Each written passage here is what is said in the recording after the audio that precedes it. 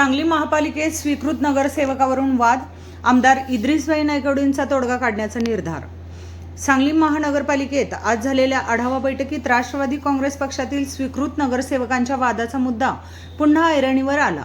गेल्या काही दिवसापासून सुरू असलेल्या या वादावर आमदार इद्रिसभाई नायकवडी यांनी स्पष्ट भूमिका मांडली. यावेळी बोलताना त्यांनी सांगितले की पक्षाकडून आदेश आल्यानंतर सध्या सुरू असलेला वाद मी स्वतः मिटवणार आहे. या प्रकरणाची दखल वरिष्ठ पातळीवर घेण्यात आली आहे.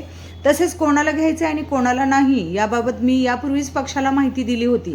माझ्या शिफारसीमुळे संबंधितांची खरी परिस्थिती पक्षाच्या लक्षात आली आहे, असेही त्यांनी नमूद केले. दरम्यान या वादावर लवकरच पक्ष स्तरावर निर्णय होण्याची शक्यता असून त्यामुळे स्थानिक राजकारणात निर्माण झालेला तणाव कमी होण्याची अपेक्षा व्यक्त केली जात आहे.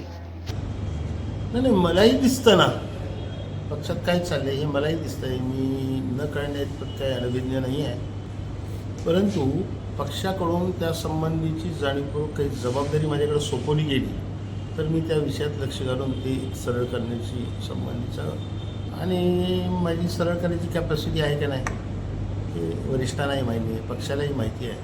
पण पक्षाकडून जोपर्यंत असा आदेश येत नाही तोपर्यंत मी त्यात हस्तक्षेप करणं मला वाटतं चुकीचं आहे.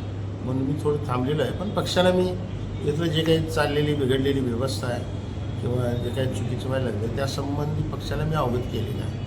नक्की माहिती आहे. लवकरच त्यासंबंधी वरिष्ठांच्यावर चर्चा होईल आणि त्यानंतर जे काय आदेश पक्षाकडे येईल त्यानुसार निश्चितपणाने त्या दृष्ट्या केले.